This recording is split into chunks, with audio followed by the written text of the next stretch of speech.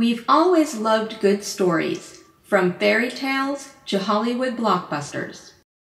For thousands of years, humans have shared stories. The oral tradition of storytelling was a fluid process. In the retelling of a yarn, inevitably our own experiences and interpretations exert an influence and alter its meaning. Once recorded, a story becomes fixed. While still open to interpretation, the text itself doesn't change.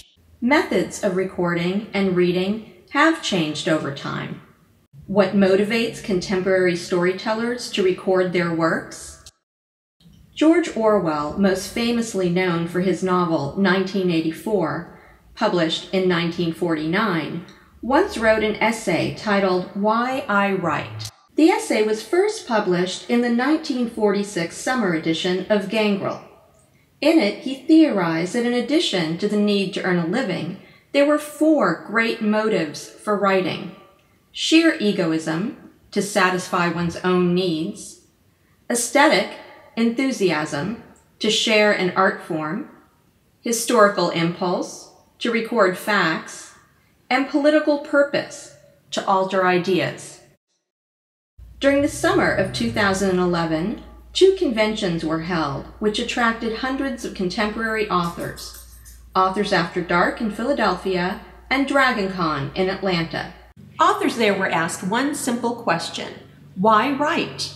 3 themes emerged: competency, leading to a conscious career choice; deliberate, enjoyable creation and sharing of artistic expression; and compulsion, an almost uncontrollable need, which brings emotional and psychological relief. For authors like Nancy Holder, Lee Elwood, and Samantha Kane, it was a conscious career choice. I had to get letters of recommendation to go to grad school, and one of my writing professors wrote such a moving letter that I dropped out of grad school, wrote for a year and a half, and sold my first novel.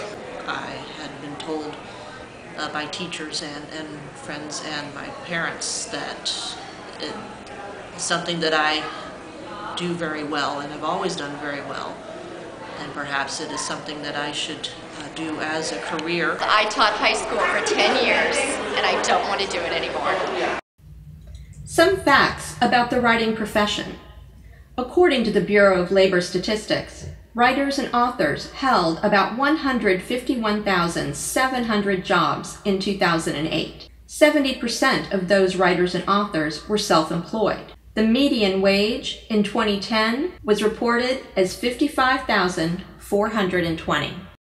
Most authors are paid a royalty or a percentage of the book they sell. 8% is typical for a print book, 10% for a hardcover, 25% for a digital book. Some authors get an advance, which means an advance against expected royalties. Over 200,000 books are traditionally published in the U.S. every year. Less than 1% will ever receive bestseller status.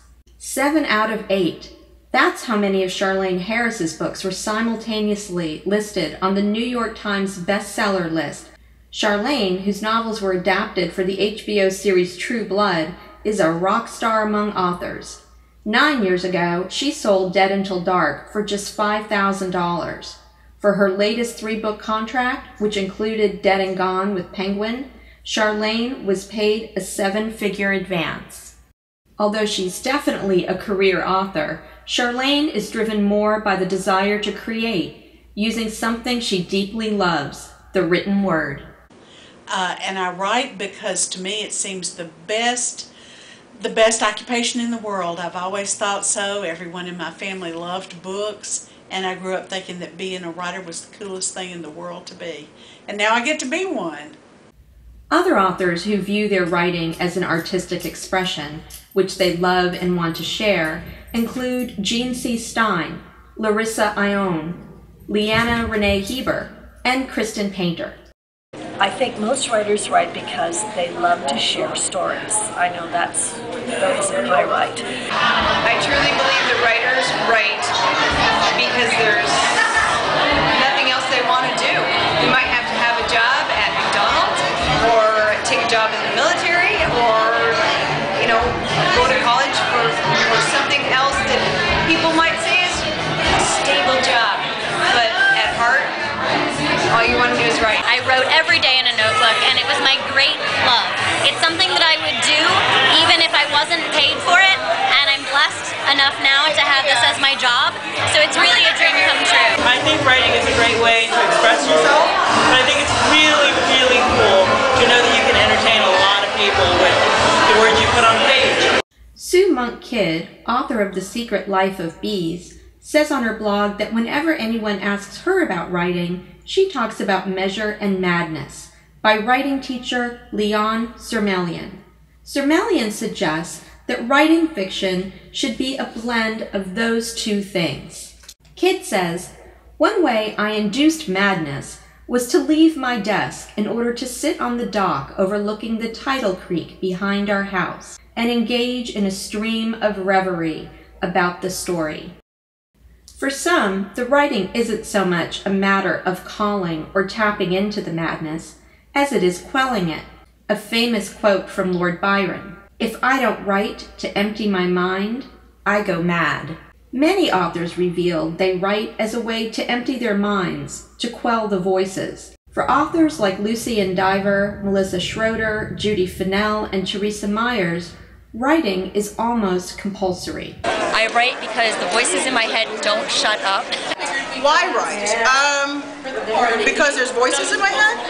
It's cheaper than paying a therapist to listen to my stories. That's a heck of a lot more fun. I like how you have a reason why you write. I just have people in my head talking to me. Regardless of their motivation, through their writing, authors contribute to an over $28 billion industry that informs, influences, and entertains. You may not be a New York Times best-selling author yet, but you write. Why?